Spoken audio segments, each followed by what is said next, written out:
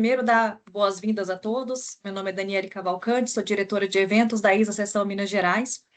Para quem não conhece, a ISA é uma organização global sem fins lucrativos que busca tornar o mundo melhor através da automação.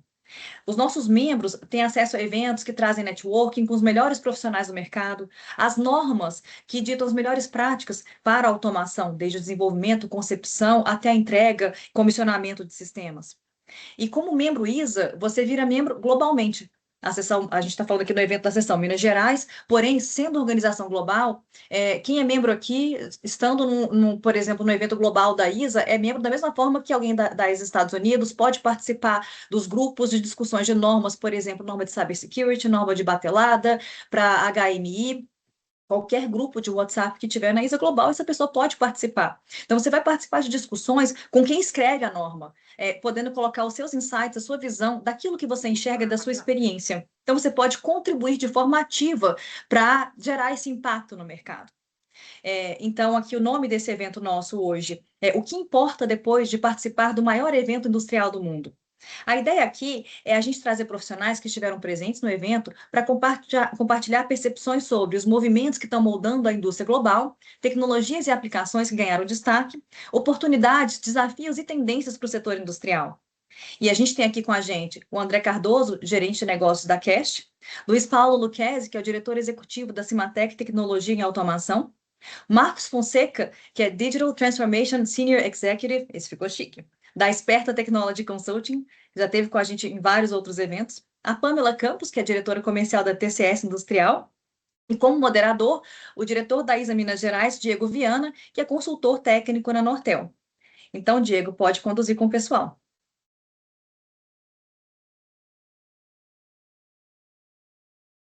Você está no Meu áudio mudo. está fechado.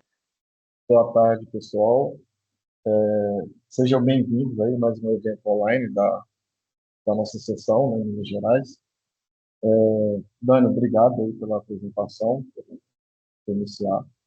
Como a Dani disse, hoje teremos um encontro aqui especial, né, para poder compartilhar a nossa experiência na Hannover Messe, que é uma feira reconhecida mundialmente, né, uma das feiras mais importantes aí no setor industrial.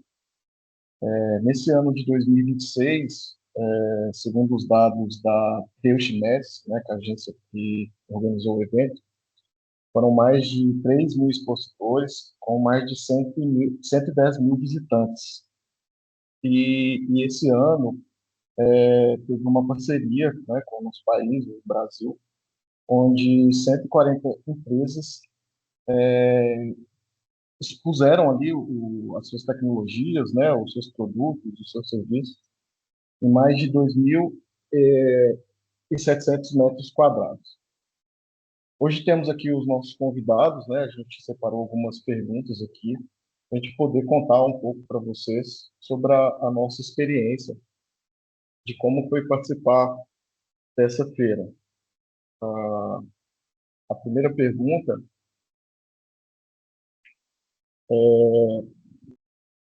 é qual foi a impressão, né, de vocês chegarem né, na feira, na Hannover Messe. Vamos começar com o André. Acredito que alguns já participaram mais de uma vez, mas eu queria, né, que vocês compartilhassem essa experiência, né, como foi essa experiência de chegar na feira, né, o que vocês viram ali de cara que vocês acreditam que possam ser o diferencial dessa feira. Legal.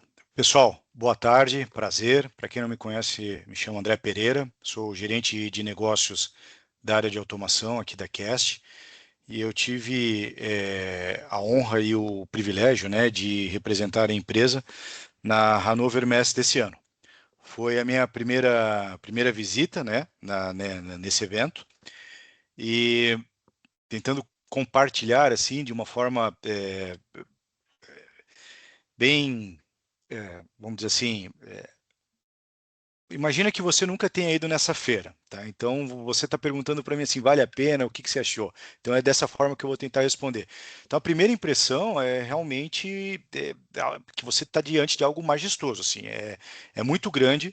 Você se depara com uma organização de um evento que tem uma simbiose assim com a própria cidade de Hannover. Então, desde a chegada no aeroporto, a logística da cidade, o trem, né, o metrô, os ônibus, tudo facilita para que todos esses visitantes, né, que chegam na cidade, vão lá passar a semana, consigam chegar nesse local, né, que é enorme. Então, esse ano a gente teve essa grata oportunidade de ver o Brasil como o país parceiro. Então, a cidade, o evento estava transvestido com as cores, né, da bandeira nacional, verde, amarelo, e era placar, né, com letreiro escrito Brasil, e isso deu uma boa, vamos dizer assim, impressão, né, principalmente para os brasileiros, que eu acho que se sentiram em casa no evento. Então, pessoal, a gente está falando assim da maior feira industrial do mundo, né? Então, tinham empresas de tecnologia de todo o planeta concentradas num único ambiente. Isso é impactante. Mas o que mais me chamou a atenção nesse evento foi perceber assim como os temas que daqui antes pareciam uma tendência futura, hoje já estão acontecendo na prática dentro das fábricas. Então, todos aqueles que estavam expondo levaram cases, exemplos, né, para os seus stands, onde você via a inteligência artificial industrial, a automação avançada, eficiência energética, a parte de integração OT com IT, né, que é a união da tecnologia da informação com a tecnologia operacional, que é o meu tema favorito, deixando de ser conceito e passando a ser o dia a dia, né? Passa a ser assim a parte real da operação da fábrica. Então, a Hannover Messe, ela mostrou para mim claramente que a indústria mundial, né, ela está menos preocupada em discutir o futuro e a gente está ali mais focado em acelerar a execução dessas tecnologias. Pois bem, ponto. Passo a palavra agora para os meus amigos poderem também passarem suas impressões. Pessoal, boa tarde. Eu sou Luiz Paulo, sou diretor da Cimatec. Trabalho na Cimatec já aí há 30 anos, né? Agora estou com um desafio novo aí para conduzir a empresa. Foi a minha primeira participação na Hannover, né? Minha primeira vez que eu estive na Alemanha e na Europa também. Mas eu já estive em outros eventos também, internacionais, então eu consegui fazer um parâmetro comparativo aí para poder trazer um pouquinho do que veio da Hannover. A minha experiência ela foi especial porque eu estava junto com a delegação da Siemens, que é um grande parceiro da Cimatec, né, uma empresa fornecedora da Cimatec. Então, a minha experiência ela ficou muito focada mesmo nas tecnologias da Siemens, onde eu pude ali realmente aprofundar. Vou falar um pouquinho disso um pouquinho mais lá na frente. Mas a minha experiência ela foi um pouquinho além da Hannover, porque eu tive a oportunidade também de visitar fábricas, né? Onde eu conseguia ali ter contato com tudo isso que a gente vê muito falar, né? De avanço tecnológico, de digitalização, automatização de fábrica, né? Você vê ali, eu estava conversando mais cedo com o Marcos, né? Comentando que cada vez mais você vê a interação, como que a interação do ser humano com as tecnologias está modificando, né? Então, você entra numa fábrica, você já vê muito menos pessoas trabalhando no operacional e mais máquinas, mais robôs, AGVs trabalhando dentro das fábricas. E particularmente a minha experiência dentro da feira, como eu falei, eu fiquei muito concentrado no stand da Siemens, e eu percebi como que eles estão trazendo assim com muita força, com muito foco mesmo naquilo que é técnico, que é solução, né? Então isso foi uma coisa que eu achei bem enriquecedora. A gente estava ali, a gente conseguiu ter a oportunidade de mergulhar, de entender quais são essas tendências, quais são essas tecnologias. E assim, respondendo a pergunta do Diego, né, a primeira impressão, para mim, ela foi realmente muito boa, foi muito enriquecedor, trouxe uma bagagem muito legal para a gente, para a gente poder compartilhar com vocês aqui. Bom, então é isso, gente. Vou passar a palavra para o próximo, Diego. Não sei quem que é o próximo. Olá, pessoal. Sou eu aqui, Marcos Então, Fonseca, tudo Marcos, bem? Olá, pessoal. Boa tarde. Prazer em ver alguns colegas aqui que estão listados aqui na reunião. Eu me chamo Marcos Fonseca, já estou no mercado aí de automação e tecnologia industrial aí há mais de 4 décadas. Passagem pela Latam, Accenture, GE e agora como consultor independente. Bom, pessoal, assim como os outros colegas comentaram, realmente é uma feira muito grande, impactante. É a primeira vez também que eu estive em Hannover. E comparando com outras feiras também internacionais de grande porte, realmente é uma feira gigante. E o que me chamou a atenção, além dos pontos que o pessoal já comentou aqui, é que realmente uma preocupação de mostrar coisa concreta. Então, tinha muito exemplo, né, de aplicação concreta, de caso concreto, ainda que alguns deles mais avançados, né, ainda estão no regime ainda de projeto piloto, mas tinha muito exemplo, né, muita demonstração de casos mais concretos, principalmente aplicando a IA. AI e robótica humanoide. Então, isso impacta bastante, né, para quem está lá andando pela feira, vendo todos aqueles exemplos lá funcionando, um monte de robôs pela feira toda. Outra coisa também que eu queria chamar a atenção, que me chamou a atenção bastante lá, foi a questão da velocidade como as empresas de software estão colocando isso disponível para o mercado. Eu vi algumas demonstrações de algumas empresas, principalmente as empresas que vêm do mundo de TI, Microsoft, Amazon, etc. Esse pessoal está desenvolvendo uma velocidade absurda. Muitos dos conceitos, né, que a gente já conhece que está disponível aí virtualmente, pelos YouTube da vida, etc., para quem acompanha a tecnologia, lá você conseguia ver tudo aquilo lá já em uma maturidade maior, o que coloca assim, a indústria muito mais à frente, né, em alguns aspectos, né, quando você vê a velocidade como essas empresas estão desenvolvendo. Então, ao longo da conversa aqui, podemos entrar um pouco mais de detalhes, mas o que me causou um grande impacto inicial foi esse aí. Acho que é a Pamela agora. Sou eu. E, pessoal, prazer estar aqui com vocês. Sou Pamela Campos, diretora aqui da TCS. A TCS ela esteve em Hannover quase um mês, 3 semanas antes da feira. Ela foi representada por 3 pessoas. Eu estava, a TCS teve um stand na feira em Hannover, junto com a Tex, né? A Tex nos apoiou. Mas também a gente fez missões de negócios. O André foi, algumas semanas antes, fazer algumas intermediações, principalmente a área de pesquisa e desenvolvimento. O Fernando, ele foi na feira com viés, né, de olhar ali o rumo que a TCE, para onde que a gente está indo, se é isso que está em convergência, né, com o nosso desenvolvimento. Nós somos empresas de tecnologia e, como empresa de tecnologia, nós temos o dever de estar aqui, né, transformando a indústria brasileira.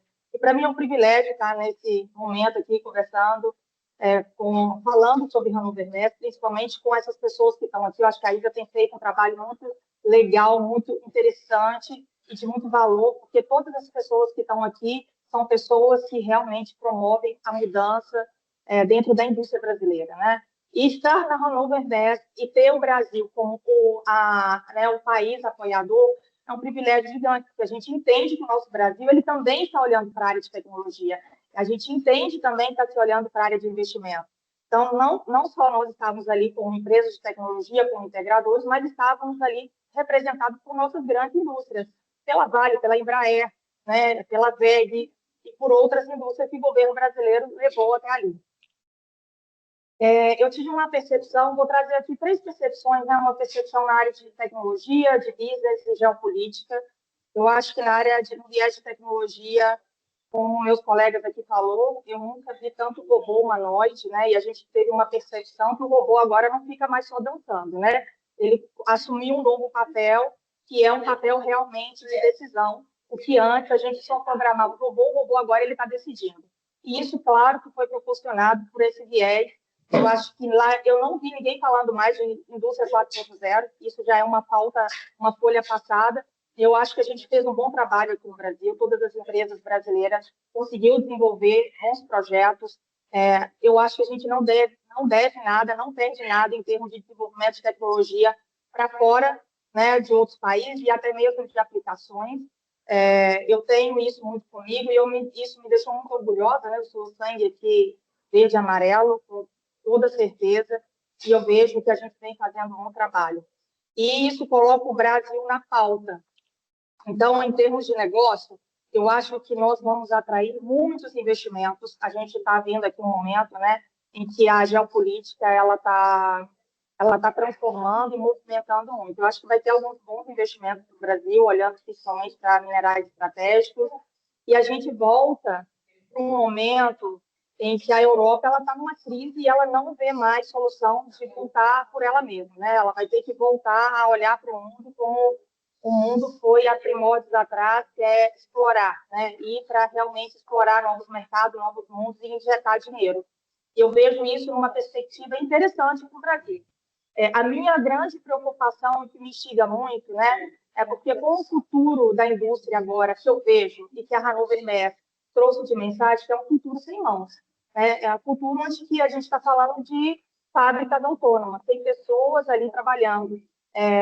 E escutando isso também até dos próprios players de mercado, as grandes indústrias, né, o que elas querem, o que está no roadmap delas eu quero hoje a minha indústria autônoma, eu quero realmente tirar o máximo de pessoas dentro da minha planta, eu quero ter menor dependência, eu não tenho pessoas qualificadas hoje para o momento atual, qual eu tenho minha indústria, falta de mão de obra qualificada, falta de pessoas para trabalhar em locais, né, que você tem aí muita insalubridade para o ser humano, então tem tido uma dificuldade gigante, e é claro que a pauta maior é eu preciso ser eficiente para me conseguir sobreviver.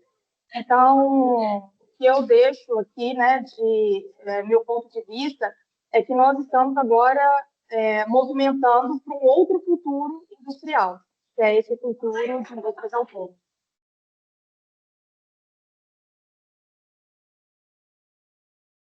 Ótimo. Também foi minha primeira experiência fora da América Latina. E, claro, chegar num país estrangeiro, né, e ver a importância que eles dão para o nosso país, né, nosso país de origem, o Brasil, onde a gente, como eu falei, teve um espaço enorme reservado ali para a gente poder apresentar as nossas soluções, as nossas tecnologias. E a impressão, né, até falando de tendências, onde fala-se bastante de eficiência energética e transição, não só no âmbito ambiental, né, mas já puxando um pouco para a próxima pergunta, né, sobre tendências, mas a eficiência energética, né, a transição energética como um assunto financeiro, né, como a gente reduzindo, né, o consumo ali, melhorando nossos modelos produtivos, como a gente pode transformar isso em renda. Então, já indo para o próximo bloco de perguntas, eu queria ouvir, né, dos nossos convidados aí, quais são, né, as tendências aí, tecnologias que vocês viram lá dentro da feira. Eu acho que é para o Luiz, né, a primeira. Essa começa comigo, né? Vamos lá. É isso aí. Bom, ô Diego, na verdade, assim, eu fiz algumas anotações ao longo da feira, eu fui exatamente tentando buscar isso, e à medida que a gente foi formulando as perguntas, eu já fui pensando, cara, porque o que eu coloquei aqui não são nem tendências mais, né? Já são tecnologias que realmente estão sendo apontadas já, né? Que já estão sendo utilizadas. Então, assim, enquanto eu estive lá, eu consegui aprofundar em alguns cases que eu até trouxe aqui para a gente comentar, né, para talvez usar como pano de fundo, porque eu sei que são temas que todo mundo já está pensando, já está na cabeça de todo mundo. Então, por exemplo, eu vi muito lá coisa assim, uso de gêmeos digitais, né, que são processos simulados, né, de plantas de fábrica. Por exemplo, eu vi uma simulação de uma fábrica de cerveja, onde que o cara consegue simular praticamente todo o processo. Antes, eu vi também simulações de processo também para comissionamento de planta. Então, ou seja, você conseguindo reduzir aí tempo de comissionamento ou tempo de implementação de planta. Muita coisa focada em IA, né? Também, de novo, já não é mais uma tendência, né? é uma realidade mesmo, né? Ou seja, a IA aplicada à manutenção preditiva, né? E otimização em tempo real, e a combinação de IoT também com essa parte de analytics e planejamento avançado. Muito se fala também em programas de descarbonização, né? Utilizando essas tecnologias. Eu peguei, por exemplo, lá uma fábrica alemã de setor de laticínios, que ela usa uma tecnologia, né, chamada Senscience, né? Basicamente é uma plataforma de IA que ela analisa a condição de máquina, né, para poder fazer prevenção de falha, né? Ou seja, isso aí vai habilitar ali uma manutenção proativa, né? Vai mitigar e evitar vários tipos de problemas que você pode ter com a sua fábrica, né? Deixa eu ver, cara, eu anotei que não vou falar de todos, porque por causa do tempo mesmo, mas, por exemplo, eu peguei uma fábrica de alimentos também, que é para a parte de processamento de peixe, né? Onde que ela usa a parte de IoT interligada com a parte de nível 1, né, de automação, de chão de fábrica, analytics na nuvem, né, e relatórios. Ou seja, ela faz uma coleta automatizada dos dados, né, de forno, de defumação para peixe, substituindo os monitoramentos que antigamente eram manuais, né? Então ela gera vários relatórios e aí traz grandes benefícios aí, redução de qualidade do material e redução de tempo de ciclo também. Enfim, coisas desse tipo que eu achei que assim, são coisas que já viraram bastante a realidade mesmo das tecnologias que já estão sendo utilizadas, né? Vou passar para o próximo aí. Eu também, de novo, não sei quem que é o Diego. Sou eu É o aqui, Marcos, né? Luiz. Sou eu, Fala, exato. Marcos. Bom, pessoal, como a feira é muito grande, obviamente não dá para parar em cada stand e olhar com calma. Então a gente tem que ser seletivo. Eu estive lá com alguns focos determinados e nesse meu foco eu queria aqui comentar alguns pontos aqui, além dos pontos que o Luiz ele já comentou. O que me chamou a atenção em relação à IA física, que já está crescendo muito, né, os sistemas autônomos de movimentação, etc., de transporte. Teve um dia que teve uma sessão específica sobre robótica humanoide, e entre os cases que mostraram na BMW, que são cases bem impressionantes, mas ainda estão na fase ainda de piloto. Mas o consenso da academia, principalmente da academia alemã que estava apresentando, eles entendem que a robótica humanoide nas fábricas é um cenário de curto prazo, coisa de 1 a 5 anos, para se tornar uma realidade, de forma geral. E a robótica humanoide, né, na vida doméstica ainda é um cenário mais longo, de 15 a 20 anos. Um dos principais pontos que o pessoal estava colocando lá como desafio é a questão de fazer os manipuladores robóticos, principalmente as garras em formato de mão, ter a sensibilidade e a destreza de um ser humano. Então, para manipulação delicada, para automações, né, onde tem que ter um certo nível de destreza, ainda tem um desafio tecnológico grande que está sendo estudado a fundo, como desenvolver elementos táteis, sensores, né, para poder que isso seja possível. Então, nesse cenário, o pessoal coloca essa questão da robótica para coisa mais delicada num cenário mais de médio e longo prazo. Mas para a parte industrial, principalmente equipamento pesado, equipamento robotizado e robôs humanoides para algumas tarefas específicas, já tem cases bem interessantes aí à vista, né? E já tem coisa muito evoluída nesse sentido, já que já dá para ser utilizado aqui também. Outra coisa que me chamou a atenção lá é a questão de contextualização de dados. Para a IA ter sucesso, apesar de que você vê muito exemplo de IA aplicada, o pessoal sofre muito ainda no primeiro mundo, né, em aplicações mais avançadas, né, com a qualidade dos dados. Então, foi consenso geral nos grupos que eu conversei lá, que existe ainda um gap grande, né, para você trabalhar não só a questão de qualidade dos dados, mas a questão de governança. Tá? Aí, quando você fala governança, não é só governança de dados, não é de segurança, mas a governança do OT de forma geral é um gap grande mesmo na Europa e nos países mais avançados. Isso aí eu conversei com alguns pesquisadores, e eles colocam isso aí como uma barreira grande ainda para poder superar, para poder tornar, né, o dado com qualidade e contexto adequados, né, para poder alavancar o uso de IA. Então, acho que a taxa de utilização de IA ainda é muito limitada, apesar que você já tem a maturidade de criar modelos interessantes, mas a qualidade do dado ainda ela é um grande obstáculo. Um outro ponto também que eu acho que é interessante, tinha lá alguns exemplos interessantes, né, da automação universal, ou a automação definida por software, que isso tem uma força interessante no mercado, mas ainda não é explorado de forma muito ampla. Pelo menos aqui na região a gente vê um pouco mais tímido, mas lá fora isso está crescendo. E tem aí, de novo, né, uma disputa política de duas regiões que lideram essas abordagens, apesar de serem abordagens meio que simétricas, mas cada região tem a sua... Está puxando a sardinha para o seu lado, é uma questão mais de mercado, mas a possibilidade de você, não só de você poder desenvolver, configurar, implementar sistemas usando a linguagem natural, mas principalmente você alavancar a IA generativa para ser, né, atuante nesse modelo aí. E isso vai permitir você implementar fábricas totalmente flexíveis, né, sendo toda uma engenharia aí apoiada em software. E nessa parte de contextualização também existe aí uma disputa também por duas abordagens, né?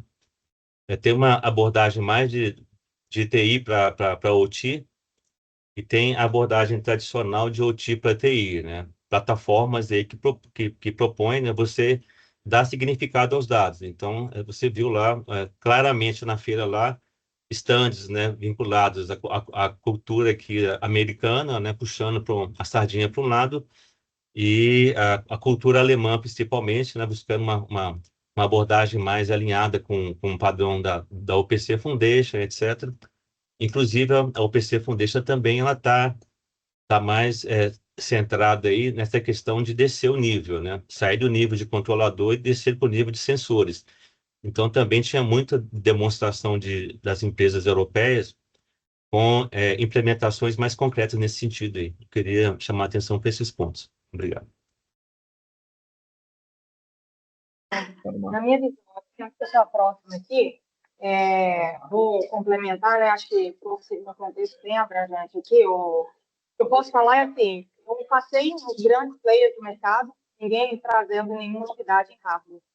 Não tinha nenhum lançamento de PLC novo, não tinha nenhum lançamento aí, né, de alguma coisa mirabolante nova em termos de hardware. E isso me impressionou muito, porque todas as vezes que eu via a Hanover Net acontecendo, esses grandes players estavam lançando algum hardware novo de mercado aí, que era revolucionário, né? Então, assim, cada vez mais nós estamos olhando para o mundo de software, está saindo cada vez mais para esse processo de hardware. Por exemplo, a Siemens, né, estava lá, televisão para todos os lados, levando muita coisa de integração dos hardwares, mas sempre trazendo em primeira mão, uma primeira perspectiva ali, software, né? Aí, software de monitoramento, software de predição, software de N coisas, assim, como Schneider e outros fabricantes ali que estavam ali muito bem posicionados. Um outro ponto, indo para essa linha de software, né, a gente está vendo o mundo da TI cada vez mais descendo para o mundo IT, Microsoft, para todos os lados aí, né, IBM, os caras estão olhando muito para a indústria, cada vez mais tentando entender o nosso mundo aqui, que já foi o mundo ali do TI, né, do chão de fábrica. E aí, o que eu achei mais interessante, o brand que estava em todos os stands, NVIDIA. Falou a palavra IA e NVIDIA, era se a gente pudesse aqui uma amostragem, quais são as letras que foram mais repetidas na Hanover Met, eu diria que foram essas duas letrinhas. NVIDIA estava em todos os grandes stands, grandes players, estava a NVIDIA trazendo essa perspectiva da GPU, né, dessa capacidade de processamento de dados, dessa capacidade de desenvolvimento de IA, e a IA em si aí que vai transformar esse mundo, né? Eu acho que, como vocês estão trazendo, eu acho que a nossa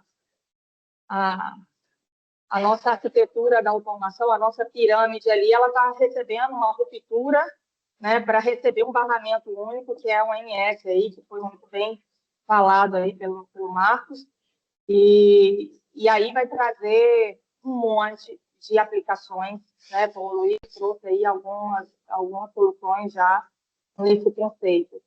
Então, acho que a gente tem que olhar muito para essa perspectiva. E a Alemanha, realmente, ela está num momento complicado. Porque hoje, no mercado, eu até adiciono, tá, Marcos, da China, e a China está fazendo uma transição, uma ruptura muito grande no mercado europeu. A Europa ganhou por muitos anos dinheiro fazendo desenvolvimento. O desenvolvimento de uma aplicação era de 5 anos. E a China está fazendo aí grande desenvolvimento em um tempo recorde de 1 ano. Então, aquilo que demorava para um desenvolvimento de 5, 10 anos, que ficava uma equipe gigantesca trabalhando em prol de desenvolvimento ou de um lançamento novo, a China está à frente aí, já fazendo esse lançamento. E vem, assim, desmistificando muito, né? A velocidade hoje de você desenvolver novas tecnologias, de você implementar novas tecnologias.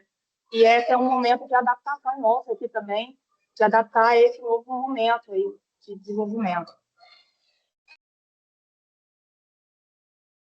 Legal, é isso mesmo, pessoal, corroborando aí com o que todos vocês disseram, brincadeira que eu faço aqui para quem está tentando aprender, estudando, já trabalha com a tecnologia, que a IA ela saiu do chat e ela entrou no chão de fábrica definitivamente, tá?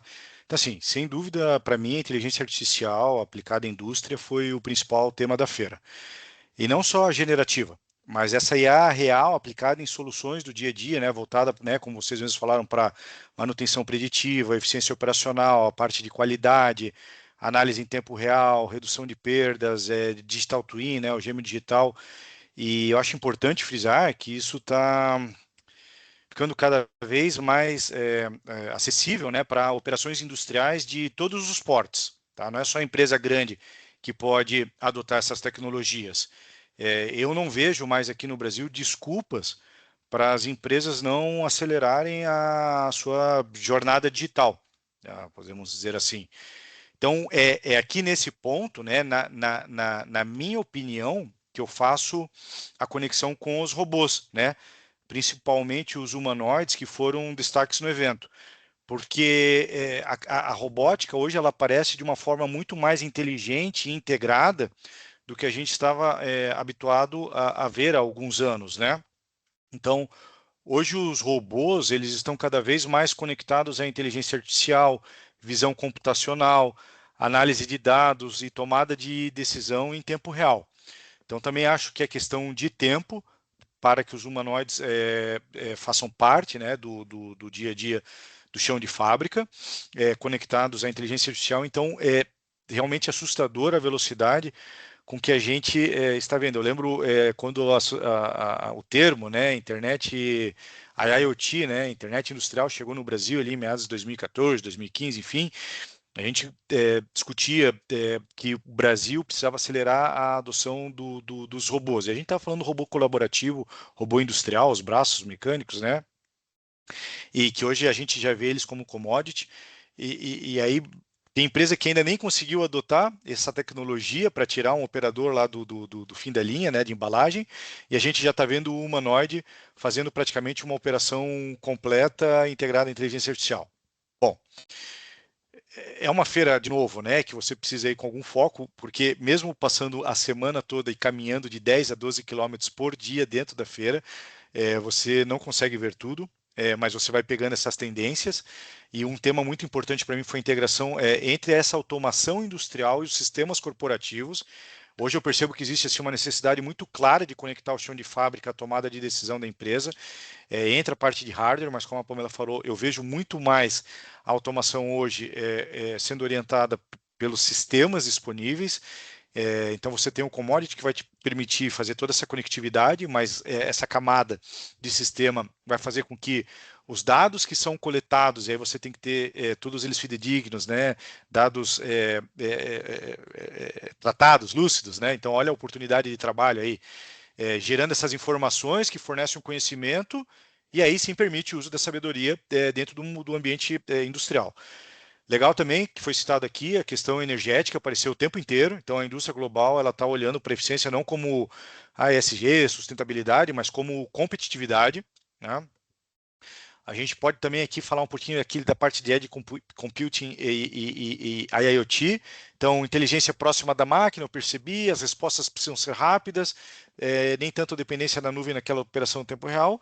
E, por fim, né, também se entende que quanto mais tecnologia, mais conectividade, mais abertura que você está tendo dentro da fábrica, a segurança industrial ela virou uma prioridade absoluta. Então, quanto mais conectada for a sua operação, maior vai ser a preocupação com a proteção da infraestrutura industrial. Pois bem, ponto. Passo a palavra de volta aí para o nosso moderador pular para o Diego, próximo bloco. Diego, desculpa aqui, mas eu queria fazer uma pergunta para os outros colegas, porque quase todos os instantes que você parava para olhar, tinha sempre uma demo, né, um exemplo de uso de machine learning e IA aplicado a processos de indústria. Assim, quem acompanha isso mais de perto, né, ao longo dos anos, a gente vê o seguinte, a gente vê que tem muito modelo simples, né, muita aplicação ainda assim, de baixa complexidade, mas que já está agregando valor alto. Para quem acompanha esse mercado aí, raramente você viu lá modelos super complexos ou estruturas, né, de treinamento muito sofisticadas ali para resolver os problemas. O que me dá a entender que, como eu falo para as empresas aqui, o mato ainda está muito alto. Então, um pouquinho que você já agrega de valor nesse tipo de solução já traz um resultado bem expressivo. Eu queria saber se os demais tiveram essa impressão ou se chegaram a ver modelos realmente mais complexos, mais sofisticados para manutenção preditiva, para a parte de otimização de processo. Vocês querem comentar rapidamente aí, não? Marcos, Marcos. pode falar. Não, eu ia fazer, né, um comentário em relação a isso que ele trouxe. Eu acho que os modelos que hoje a gente vê, eles não são complexos, né? Mas eles eles trazem ROI, né? Isso acho que nada difícil para a gente replicar aqui, não. Eu acho que trouxeram exemplos, sabe, Marcos? Nada diferente do que a gente já não passa aqui no Brasil, do que foi demonstrado lá. Ok. Não vi nada de novo, ou que algo que me espantasse muito, que a gente estava muito longe para chegar naquele nível ali. Ok, Pamela, obrigado. Eu ia comentar, Paulo, exatamente isso. Eu concordo. Assim, eu vi, os modelos realmente não são modelos extremamente complexos, né? Tem, é claro, algum case ou outro tem a sua complexidade, mas assim, nada que tá muito além ou aquilo que a gente já tem visto mesmo no dia a dia nosso. Ok, Paulo. Luiz. Marcos, assim, eu acho que no evento, na feira, no stand, até os grandes players eu percebi que eles estavam colocando algumas demos que eventualmente precisavam de um auxílio. Então a gente entende que na feira às vezes a pessoa acaba levando o que ela consegue, né? E aí tem todo o preparo, enfim, também tem a parte de segurança, você tem os concorrentes do teu lado vendo o que você está fazendo, mas para o LLM, né, vamos dizer assim, o modelo aí de linguagem larga, né, traduzindo ao pé da letra, para aplicação na indústria, eu vi o exemplo na China de um pavilhão com centenas de trabalhadores da área têxtil, já com equipamento aqui na cabeça, uma câmera, capturando todos os movimentos de costura que eles estão fazendo. Então, perceba, né? Então, com a câmera industrial, eles estão pegando todos os movimentos já para treinar o modelo. Então, não posso aqui eu garantir com que velocidade você conseguiria treinar um modelo humanoide a substituir um ser humano, mas possivelmente a gente também, já para o próximo ano, deve haver alguma evolução nesse sentido. Não sei se foi bem essa a tua pergunta, mas assim, pelo que eu entendi, essa foi a percepção que eu tive, que realmente, para a gente poder trazer essa velocidade aí para o LLM com a IA, outras tecnologias haverão de existir para auxiliar com que a gente consiga montar um modelo. Então, acho que a gente está nesse momento de criação, né? Para depois ainda chegar na transformação. Ok, obrigado, André. Bom, até um pouco complementando a pergunta do nosso colega Marcos, eu vejo uma tendência, né, de soluções plug and play, né, ferramentas ali com baixo nível de programação, né, o low code, justamente para facilitar essa implementação. É claro que algumas aplicações, né, existe ali a dificuldade da modelagem ali do sistema, né, do processo, mas os fabricantes aí vêm trabalhando cada vez mais, né, os players aí que desenvolvem produtos e soluções com tecnologias, né, software e hardware cada vez mais fáceis e mais simples de implementar, né.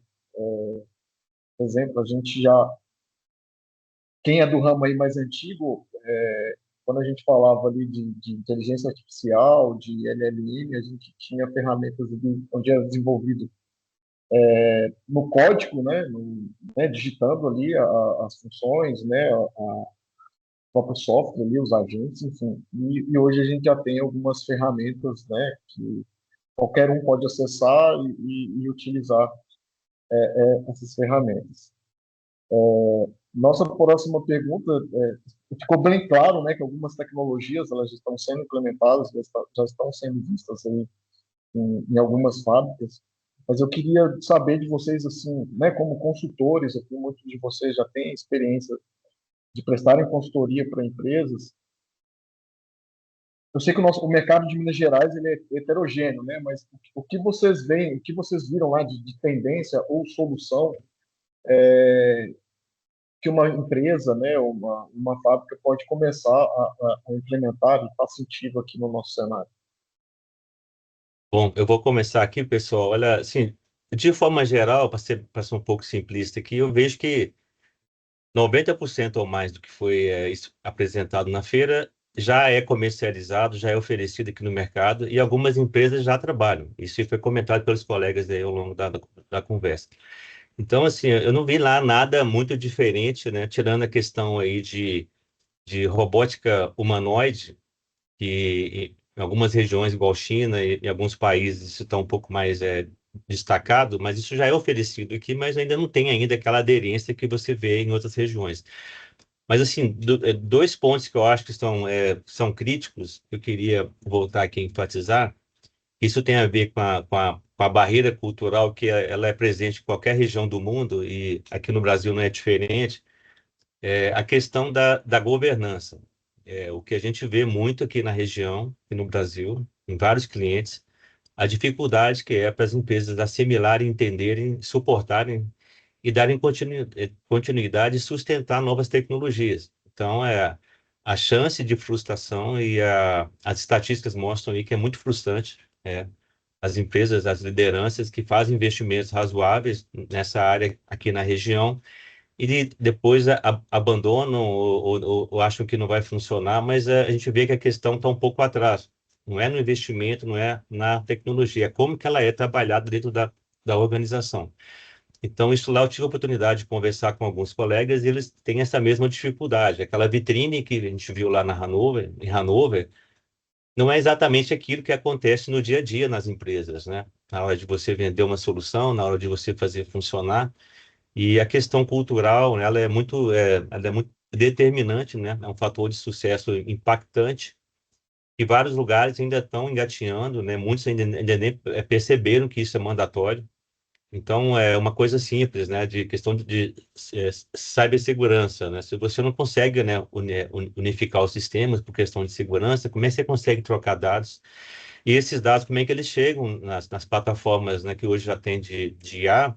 Se você não confia naquele dado, se o próprio ser humano, o próprio operador não consegue fazer nada com aquele dado.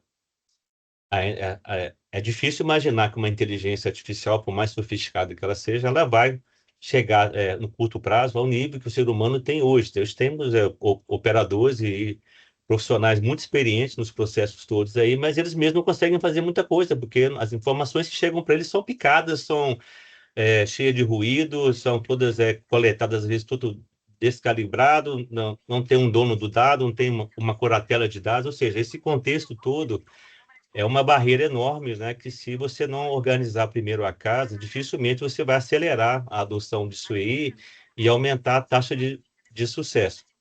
Então, eu queria comentar esse ponto aqui, porque eu acho que não tem nenhuma daquelas tecnologias que não tenha já oferta no mercado, mas a adoção e a forma como as empresas reagem à tecnologia, eu acho que é uma grande barreira que tem que trabalhar ainda essa base da governança. Muito bom, Marcos. Eu acho que sou a próxima aqui, e eu vou até fazer uso das suas palavras aqui, se você me permitir, tá, Marcos?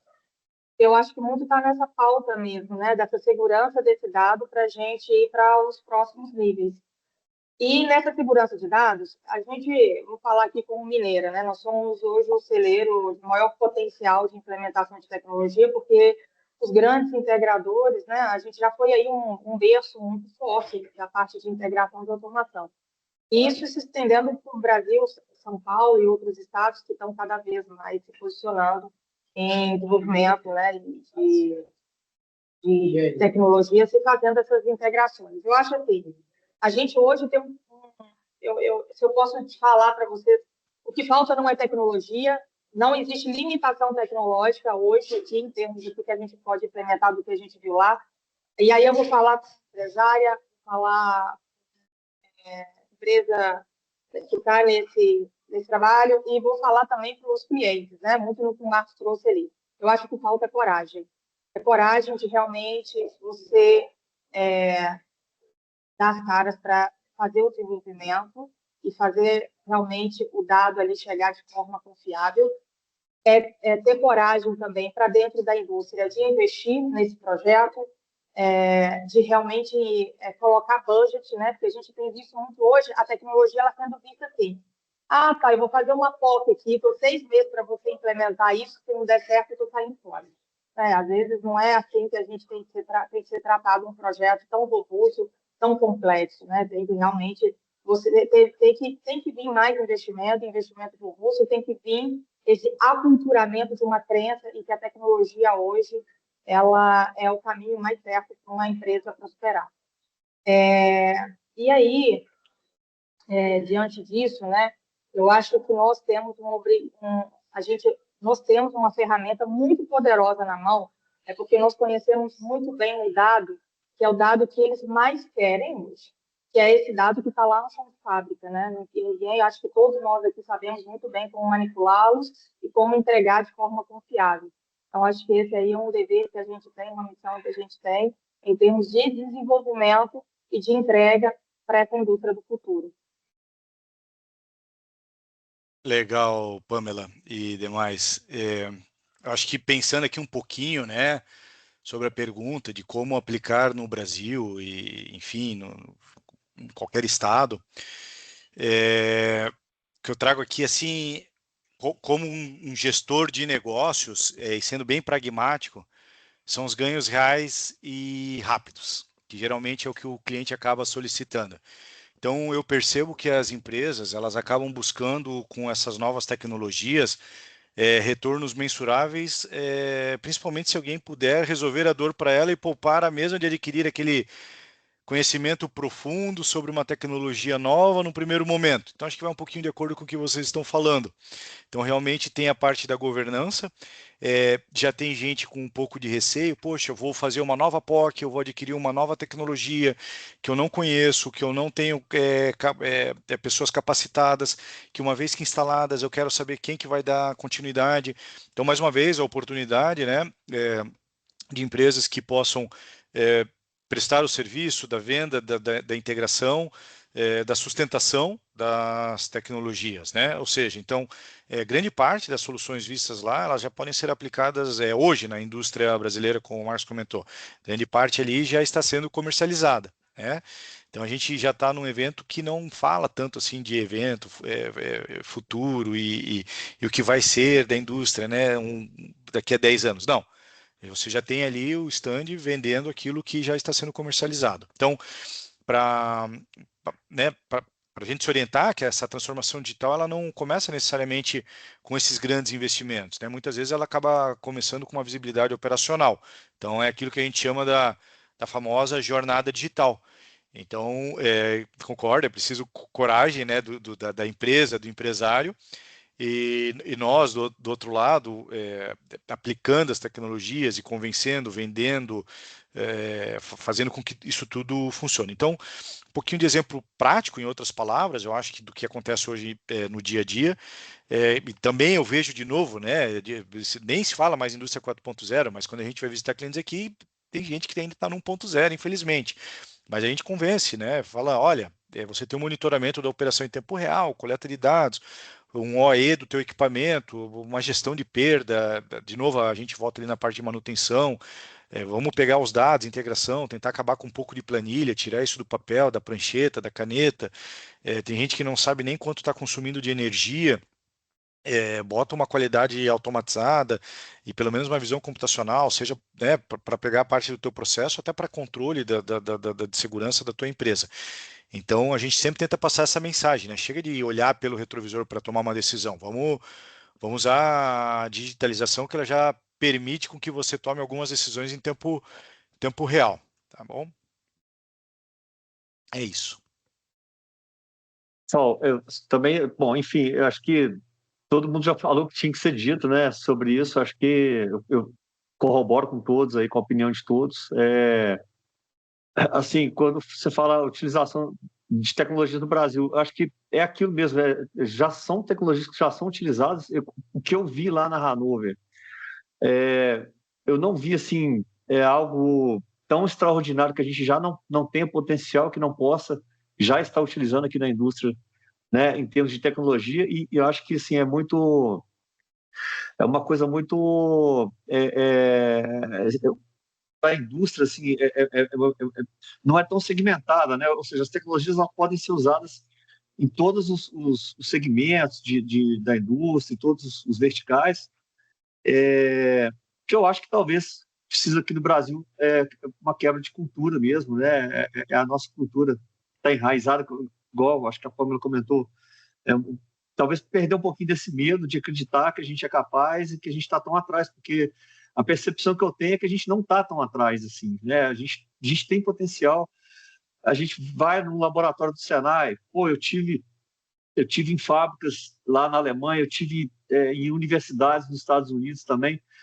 Cara, não tem nada assim que está muito. Não diria nem que a gente está atrasado, a gente está bem em termos de estrutura, de investimento, a gente está bem pareado com eles. Então, acho que é mais uma questão de acreditar mesmo e fazer acontecer. Ótimo. Pessoal, a gente tá chegando, estourando aqui o nosso tempo aqui dedicado para essa conversa. Ainda teria vários assuntos aqui que a gente poderia conversar. Tem uma pergunta aqui no chat do nosso colega Jarvis Júnior. Se alguém tem alguma coisa a comentar aí, alguma tendência à questão de cybersecurity para uso de IA para Zero Trust, ou T, ou Secure Remote Access.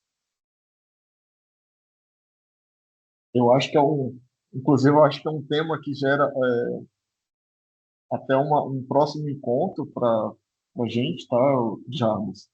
Para a gente discutir, ainda mais como a gente está falando aqui, dessa integração de dados, né, disponibilização de dados, nuvem, a parte de segurança, né, cibernética desses dados, desses acessos também, né, acaba que muitas das tecnologias aí que a gente comentou tem uma interação, né, entre os sistemas das indústrias e os sistemas dos players ali, dos fabricantes. Eu acho que é uma boa oportunidade aí, uma boa ideia para a gente ter uma oportunidade aí de gerar um debate sobre esse assunto, né? As tecnologias e a segurança. Se alguém quiser comentar algo. Fazer um comentário sobre isso. A gente já entendeu aqui que dado vai ser o ativo mais poderoso que tem, né? E em cima de dado tem que ter governança, aí como meus colegas falaram aqui também. Mas para ter governança, quando a gente trabalha aqui também essa unificação desses dados, cada vez mais, eu acho que a ISO 95 vai fazer esse papel aí importante também, vai trazer essa parte de trabalhar bem essa parte de cibersegurança, porque a partir do momento que você joga tudo para um único local, é um único local que você tem ali também para trabalhar na parte de vulnerabilidade.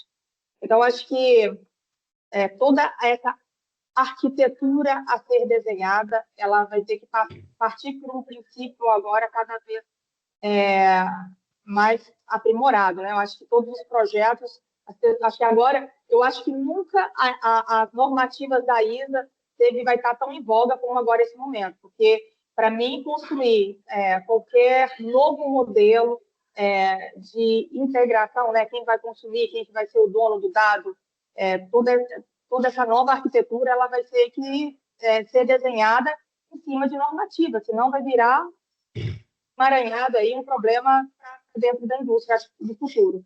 Então, o que eu acho que eu posso falar é que o tema de cibersegurança, ele cada vez mais no mundo indo para dados, cada vez mais indo para uma unificação de um único ambiente, né?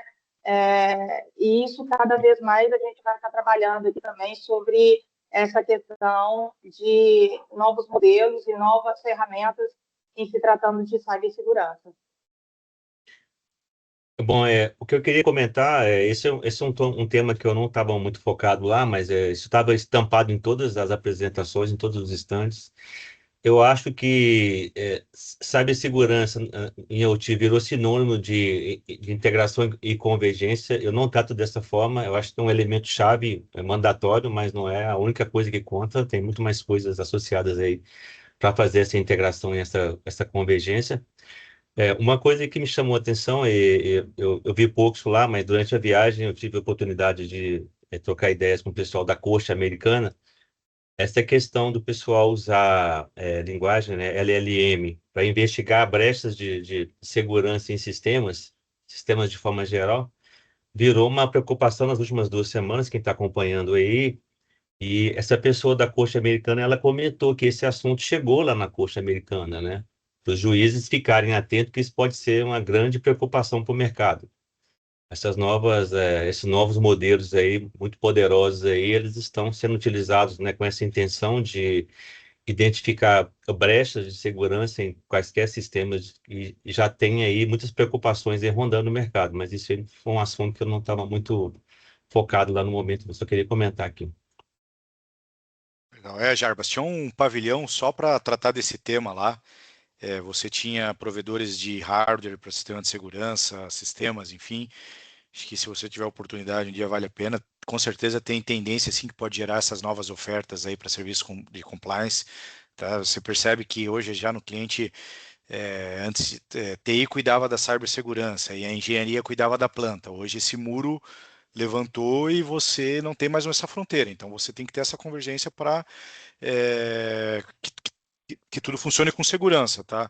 Parte inclusive de Zero Trust, óbvio, né? Você tem ali o seu funcionário, né, um funcionário da empresa tendo acesso, com certeza as boas práticas elas vão ter que serem atendidas e com certeza, né, só respondendo rapidamente aqui, você vai ter, sim, mas eu acho que é um tema que merece daí um outro webinar, tá? Dá para falar bastante.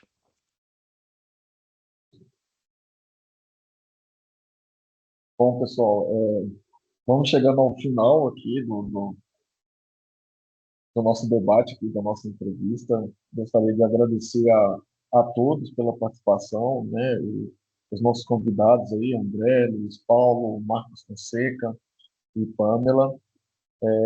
Eu vou compartilhar com vocês aqui no chat, né, a forma de nos encontrarmos na rede social.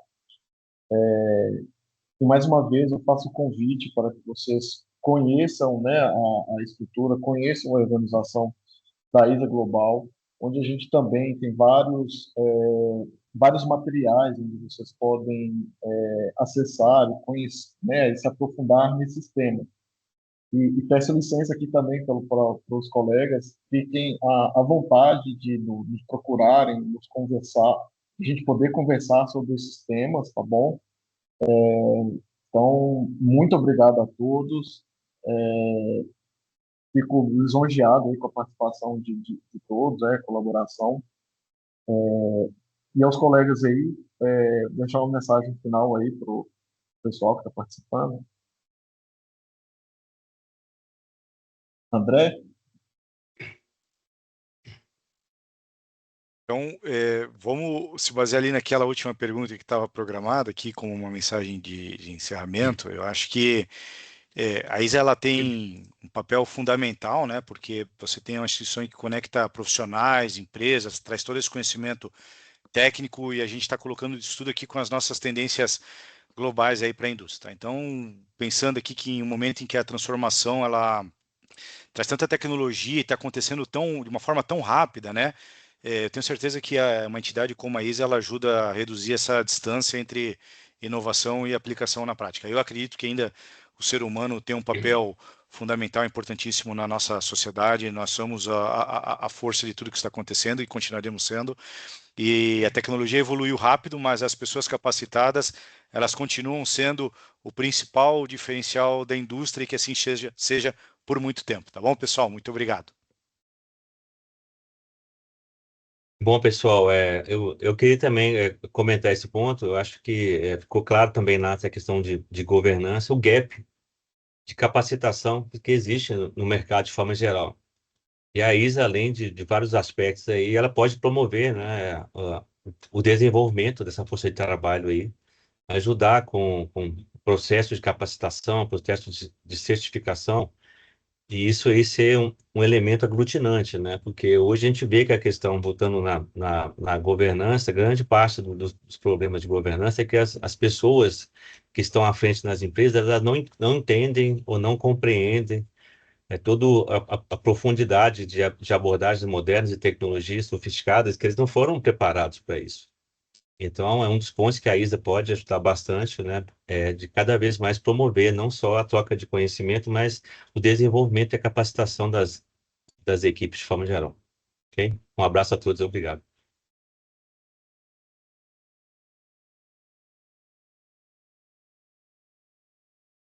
Bom, eu acho que a mensagem final aí que eu posso deixar é: a gente não viu o futuro, a gente viu o presente ali, né?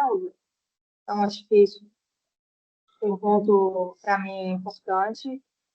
E que eu acho que hoje as células tomam decisões sozinhas, né? Baseadas em IA. E eu acho que agora os dados eles já vão nascer governados junto aí à ISA 95, baseado na ISA 95. Bom, Diego, primeiro agradecer, né, a mensagem final. Eu queria agradecer à Isa, né, pela oportunidade da gente poder estar tendo esse bate-papo aqui, compartilhando essas informações. Eu acho que realmente o papel da Isa tem sido fundamental aí para o nosso mercado, né, o mercado de Minas, né. Aí vamos puxar um pouquinho para o nosso lado aqui, que a gente sabe que tem outras seções da Isa, mas cada vez mais tem crescido e isso tem fortalecido em termos de não só networking, mas de conhecimento, de troca de experiências. E acho que é um jogo de ganha-ganha, né? Todo mundo só ganha com o que a ISA tem proporcionado aí. Vocês têm feito um trabalho muito bem feito, muito bem estruturado, e espero que continue aí, que perdure aí ao longo dos anos aí, que a gente possa continuar crescendo junto. Valeu.